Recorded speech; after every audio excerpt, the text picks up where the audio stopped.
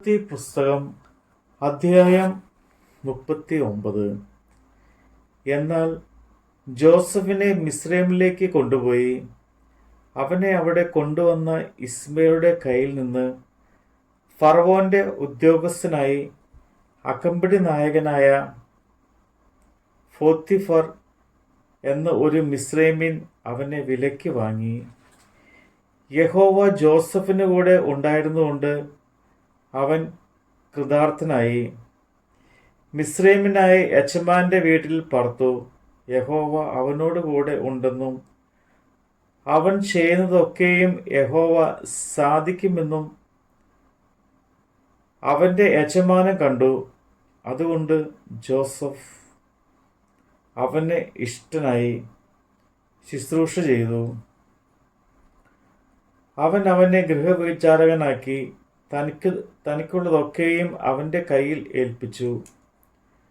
അവൻ തൻ്റെ വീട്ടിനും തനിക്കുള്ള സകലത്തിനും അവനെ വിചാരകനാക്കിയതു മുതൽ യഹോവ യോസഫിന്റെ നിമിത്തം മിസ്രൈമിന്റെ വീടിനെ അനുഗ്രഹിച്ചു.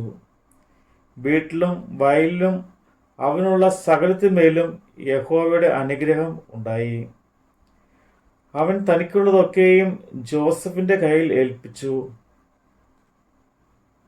താൻ ഭക്ഷിക്കുന്ന ഭക്ഷണം ഒഴികെ അവന്റെ കൈവശമുള്ള മറ്റു യാതൊന്നും അവൻ അറിഞ്ഞില്ല. യോസഫ് കോമളനും മനോഹര രൂപിയും ആയിരുന്നുകൊണ്ട് യജമാന്റെ ഭാര്യ യോസഫിന്റെ മേൽ കണ്ണ് പതിച്ചു. എന്നോടുകൂടെ ശയിക്ക എന്ന് പറഞ്ഞു.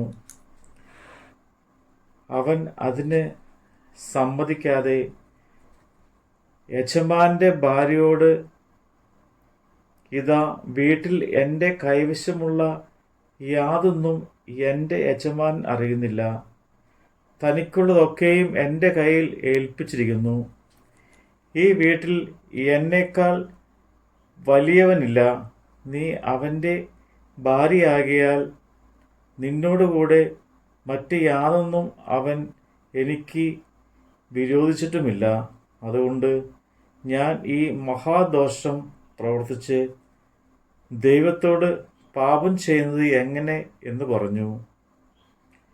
അവൾ ദിനം പ്രതി യോസഫിനോട് പറഞ്ഞിട്ടും അവളോടുകൂടെ ശയിപ്പാനോ അവളുടെ അരികെ ഇരിപ്പാനോ അവൻ അവളെ അനുസരിച്ചില്ല. ഒരു ദിവസം അവൻ തൻ്റെ പ്രവൃത്തി ചെയ്യുവാൻ വീട്ടിലേക്ക് ചെന്നു. വീട്ടിലുള്ളവർ ആരും അവിടെ ഇല്ലായിരുന്നു. അവൾ അവൻ്റെ വസ്ത്രം പിടിച്ചു എന്നോടുകൂടെ ശയിക്ക എന്ന് പറഞ്ഞു.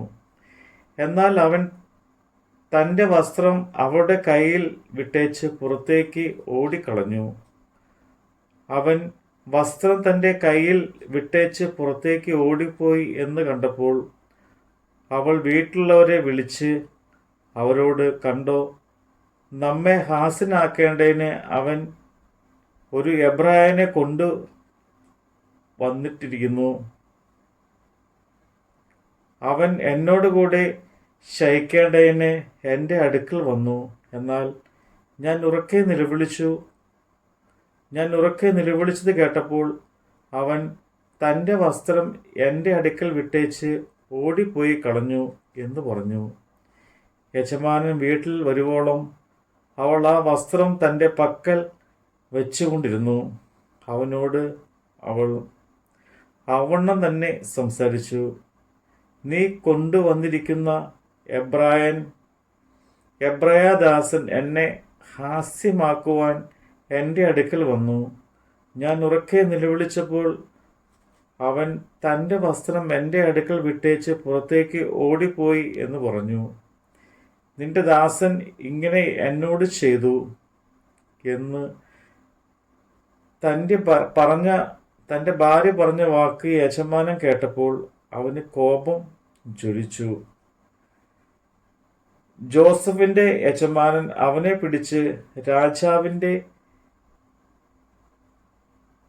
ബന്ധന്മാർ കിടക്കുന്ന കാരാഗൃഹത്തിൽ ആക്കി.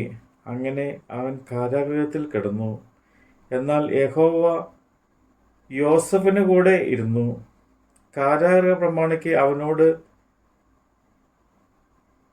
ദയ തോന്നുവാൻ തക്കവണ്ണം അവന് കൃപ നൽകി. കാരാഗൃഹത്തിലെ സകല ബന്ധന്മാരെയും കാരാഗൃഹ പ്രമാണി ജോസഫിന്റെ കയ്യിൽ ഏൽപ്പിച്ചു.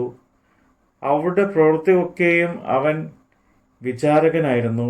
യഹോവ അവനോട് കൂടെ ഇരുന്ന് അവൻ ചെയ്തതൊക്കെയും സഫലമാക്കിക്കൊണ്ട് അവൻ്റെ കൈ കീഴിലുള്ള യാതൊന്നും കാരാഗൃഹ പ്രമാണി നോക്കിയില്ല.